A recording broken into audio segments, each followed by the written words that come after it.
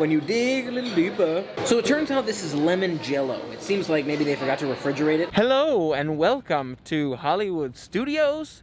Just kidding, we're making our way over to the Swan and Dolphin, a recreational walk through Hollywood Studios to head on over to the Swan and Dolphin for Il Mulino tonight. Let's do it. As we're heading down towards the Swan and Dolphin, you can see the gondolas going by. I really do love those gondolas.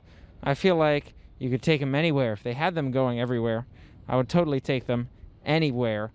As we make our way, I'd love to see them expand that system. It's nice and cool in there. So much to enjoy about the gondola system. And there's the park. Someday we'll see it again. By the way, I forgot to mention my brand new mask. Check out my koala mask. Love these guys. I feel like the material inside is really nice, really comfortable on my face, kind of a fluffy, clothy. The ears are okay. I personally kind of like the ears on the N95, and you can see we've got matching masks. Oh, Mike's got a green one, I got a blue one. Again, I feel like they're comfortable. The ears for me, little tight, but Mike's got his mechanism for keeping them behind the ears. How do you like these masks, Mike? I'm really comfy. The ones that you get from Teespring, which is where they are, I feel like they're like silky smooth. Like, you know, there are masks of different varieties and they feel different, but somehow this one just, I don't know, especially when it's brand new, you got like that silky smoothness to it. True. Yeah, they're really nice. And the Teespring is right. I can't add the link to Teespring as an attachment to my videos until I hit 10,000, but you will see that link in the description of my videos. So you have to actually scroll down and look for that Teespring link. Soon enough, though, you'll see that plug-in. So in order to walk to the Swan, we're passing the bus stations, passing some natural grasses. There's a walkway here. You can see with these lines, if people are really waiting for those buses. And we get to walk by the water on our left, which is really nice. You can see we're enjoying this relaxing evening, walking by the water. It is bright out. Don't know if I should have worn a black t-shirt. But again, the mask is kind of cool in here, which I like. It's kind of a, I feel like maybe thinner? I don't know. Now approaching Swan and Dolphin. You can see pulling up on the end of this lake here as we approach. A nice walkway along the way. There's a little road over there on our right for little cars to go by. Here it is. Really miss the Swan and Dolphin. Dolphin, my understanding, is still closed for those fountain milkshakes, which we love. But one of these days. So we'll try Il Mulino here tonight for dinner and see how it goes. It's been a long walk, and honestly, I thought we were there earlier when I said now approaching, but we passed the boardwalk, and now we're getting close to pulling up. Got to walk that bridge, I'm sure. Is this like a 20-minute walk, maybe? So definitely a hike to walk over from Hollywood Studios, but a nice hike. When it's really hot out and sunny out, it's a little bit harder, but still fun. Walking over the bridge, now you can see these kind of sail-looking symbols or flags. I don't know. They're probably just sails, quite honestly, but sails with holes in them. As we pass by the Dolphin, make our way down to the Swan. No, that looks like the Dolphin. So this must be the Swan. Well, you know, whichever one. Back inside, and there it is, Il Mulino, New York style, right in the entrance under the chandelier, this chill bar up ahead, the lobby, convention center, restaurants. So much to enjoy, but easy access restaurant for us here on the left. Fun fact, we learned they do validate parking at Il Mulino, so in case you're worried about paying for parking, as long as you have that dining reservation, they'll validate. So don't have to walk from Hollywood Studios, but it was still a nice walk. Meanwhile, towards the back of the Dolphin, the Swan, not the Dolphin, you've got kimonos back there, which we saw, and more to see of the resort. Lake view room, pool areas, bar and grill, fitness center. But let's go back and see if they're ready with our table. Just giving you a quick tour of the halls. Now stepping in to Il Mulino and take a look at what the venue looks like here. You can see kind of lounge and bar area up front, and further back is where we'll be seated. So you'll see also the styling of the floor kind of changes. You've got this tile, transitions to kind of a wood flooring, and you've got tables on both sides. I think we're to the right, but we shall find out. Maybe not. Talk about a huge labyrinth of space. We're back here on the right. Seated now at our table, and take a look at the menu here. A variety of options you'll see, but we heard calamari is good. There's also a backside, which has some of those proteins. We'll have to see what sounds the best, but definitely a good variety of options. To start us off, we've got bread here. The bread looks fantastic. You can see different styles of bread in there. Kind of a cheesier, softer one, and then the more sourdough style or Italian style. And here is olive oil to go with it. Let's see how it is. So we had that bread, and the focaccia bread, the square one, has like tomatoes and seasonings on it, spicy. Really, really good bread. This Italian-looking bread, just more standard bread, not as delicious, not as exciting, but that Italian spicy one, really, really good. We're going to be trying arancini and calamari for starters, see how hungry we are, and we'll see how things go. I want to give you a closer look at this focaccia bread. Some of the best appetizer bread at Disney, if you ask me. There are a lot of good ones. You know, I like the kind of pineapple coconut style that you could get at some other places, like Ohana. And we got recently at another kind of Hawaiian restaurant. I don't even remember. I think it was maybe Olivia's. But this is really, really good stuff. It's got the seasonings, the basil, and whatever else. You got your tomatoes, got your cheesy looking focaccia stuff going on with the olive oil. So, so good. Look at the calamari here at Il Mulino. This looks plentiful, bountiful calamari. Nice to see a nice big plate there. Initially, you come here, maybe you're like, oh, some of those prices are a little bit on the higher side. I feel like this is pretty reasonable quantity of calamari with that sauce and the lemon. And this is the arancini. Looks like a bigger arancini than we experienced on the cruise ship, as far as I recall. And they shredded cheese on there until they ask you to stop or until you tell them to stop. Here it is. Looks great. Both of them look fantastic. Let you know how it is. So, appetizer review. The calamari is good. I've had so much good calamari in the past, and I feel like that makes it so much harder for this calamari to compete. That being said, it is quite good.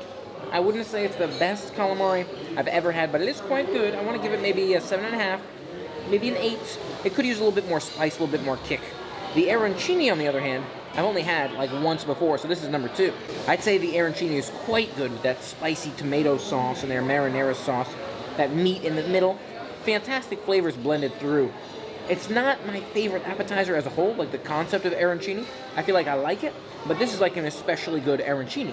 So I kind of think I'd get the arancini of the two, honestly. It's more unique. I've only had it twice, and this one destroys the cruise one I had. So depending upon what you like, they're both good appetizers.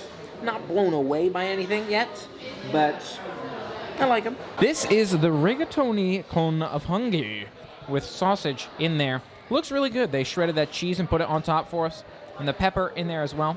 We did add the sausage on there, but this is a half-size portion. So Mike's got his own plate that looks just like this one. Half-size portions.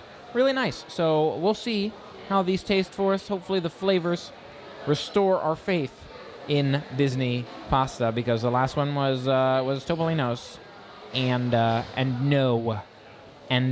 The pasta is not bad. It's not bad. It's no Topolino's, of course, which we're thankful for. But it's not the greatest. It's not the greatest pasta I've had. I feel like I'm going to eat it, and I'm going to enjoy it, but I don't see myself getting this one again. I want to give it maybe a 6.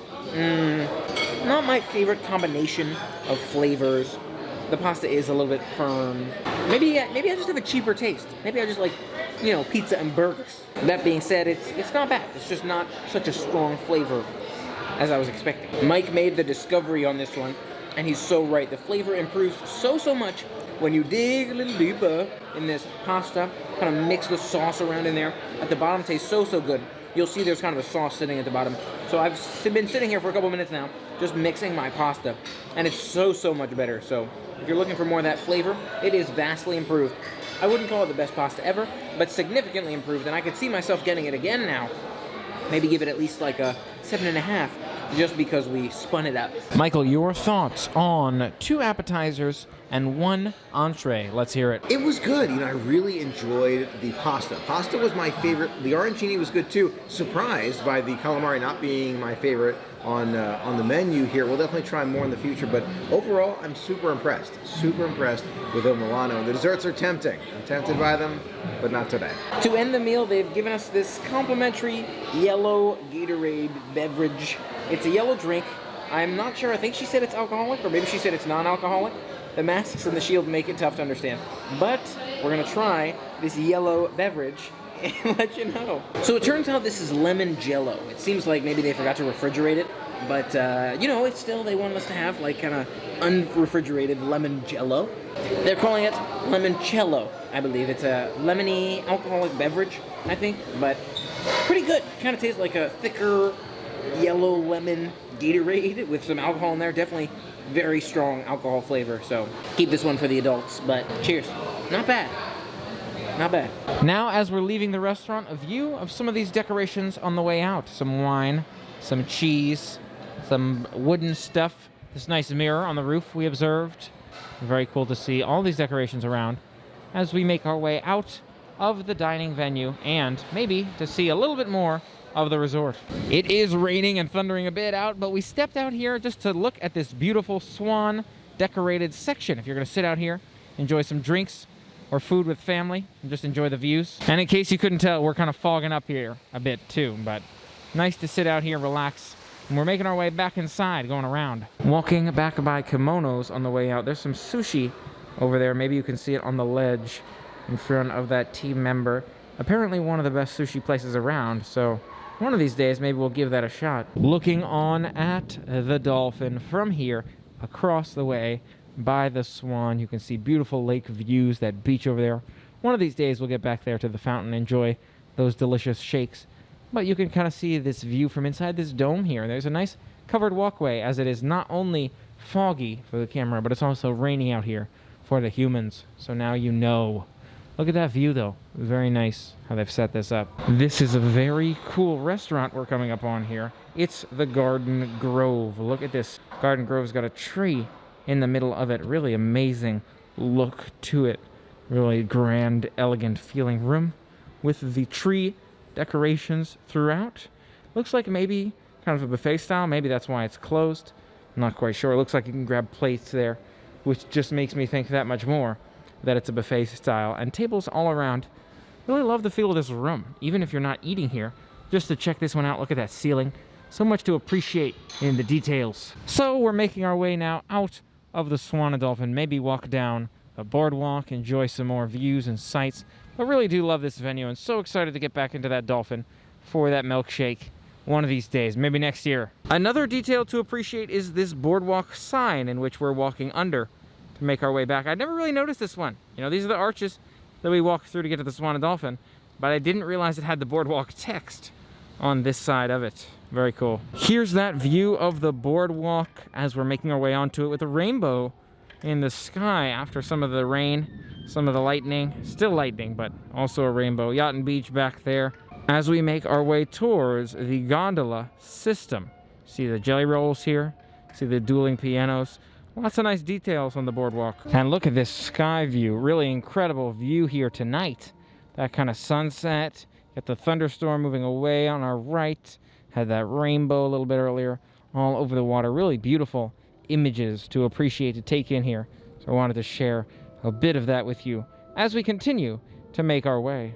The painful sight of Ample Hills gone. The sign covered over. The doors closed, but not transparent anymore.